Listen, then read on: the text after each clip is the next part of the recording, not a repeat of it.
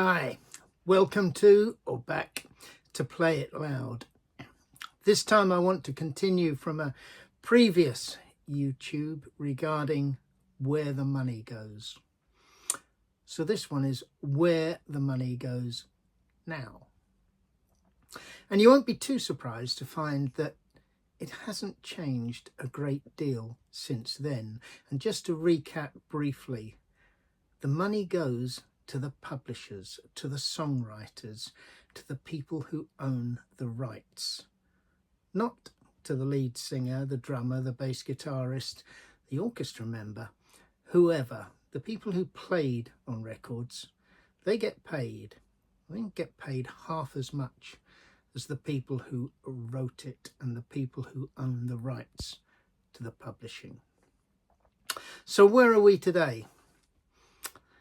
Today, we're in a position where, as you may already know, a number of famous bands have sold their publishing rights. Let me just introduce you to a few bands or solo singers. Paul Simon sold his publishing rights. Neil Young sold his publishing rights. Have you stopped to consider why we might be getting a new Neil Young album what seems like every other week?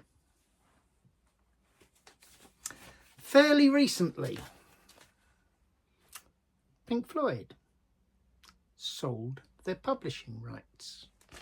I've been advised by somebody who knows that the retail price of Dark Side of the Moon went up approximately £6 for the vinyl version soon after the publishing rights were sold. The publishers who own these bands and these bands' music, they need to get their money back. This one is beginning to annoy me.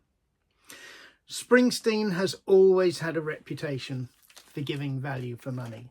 Great concerts, 3-4 hours long. A man of the people. He sold his publishing rights. They've recently announced, I think, a 7 LP, 5 CD box set of unreleased Springsteen songs. I believe that they want £300 for the vinyl and only £20 less for the CDs. Now, I won't pretend to have any expertise in the cost of producing these box sets, but I venture to suggest that the CD set, for instance, you're going to be paying for a designer, you're going to be paying for the production.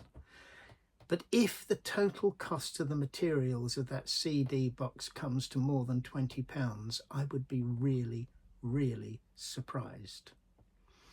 And that means that somewhere there is a huge profit margin.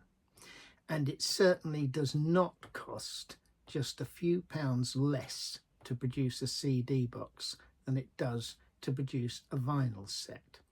Vinyl costs more. So somewhere along the line, somebody is making an awful lot of money. This isn't the final one, but I wanted to mention Dylan, because Dylan was one of the first people to sell his rights for a lot of money. And there's a bit of guesswork going on here, but I think all of the people who sell the rights to their publishing and their songs will put something into those legal documents which gives them a little control over what comes out. And Dylan's bootleg series has been very well received. I'm a huge Dylan fan. I think I've got everything he's ever officially released. And I've always been very happy with both the cost and the product that CBS have put out for Dylan. Really nice boxes at a reasonable cost. I don't think you can say the same for the other people that I've mentioned today. Again, I'm advised that Pink Floyd, there's going to be a Wish You Were Here, what will it be, 60th anniversary box set. And I'm prepared to bet that it's going to cost a lot of money.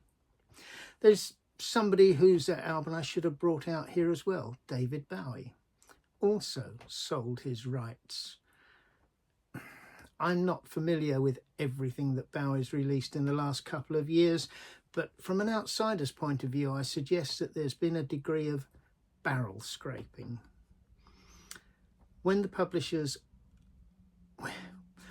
these publishing rights are brought, the people who buy them have access to everything that artist has ever recorded, whether it was in the back room of their mother's flat or whether it was in the studio as a demo. And they want their money back. And to get that money back, they're going to release anything and everything that they can find. And of course, they're going to pump it up and say how wonderful it is, because that's the nature of the business. And I think it's sad, because at the end of the day, we're paying for this. Let me give you a brief example of how much these people want back. Queen sold their publishing rights for 1.27 million. No, billion. 1.27 billion. Michael Jackson, 600 million. Bruce Springsteen, 500 million. Bob Dylan, 500 million. That was a few years ago. Pink Floyd, 400 million. Phil Collins and Genesis, 300 million. Sting, 300 million. Tina Turner, 300 million. I think the younger generation know that Taylor Swift sold hers, but decided that she'd been ripped off so badly that she'd re-record everything and make a better job of it. And 3 cheers for that. So this is not an exclusive list. I think it's a bit sad. I'd like your comments. I'd really like to know what you think about how I think we're being ripped off. And I could be wrong, and you might disagree, and I'd be interested to hear. And this is called Play It Loud. So I'm going to finish with The Who. And the reason I'm finishing with The Who is because, as far as I'm aware, please tell me if I'm wrong, Pete Townsend hasn't yet sold the rights to the Who catalogue. So it's still being looked after, and his legacy is being controlled by him and by the Who. 3 cheers for that. Good day. If you like these videos, if there's anything here that interests you, please subscribe, and please put into the comments lists what you would like to hear. I'm not going to go into areas that are outside of my expertise, and my expertise really is the 60s and the 70s and pop and rock music. So I'm sorry, outside of that area, we're going to be looking for somebody who knows a bit more about it. But I'd love your comments, so please tack them on the end and subscribe. Thanks.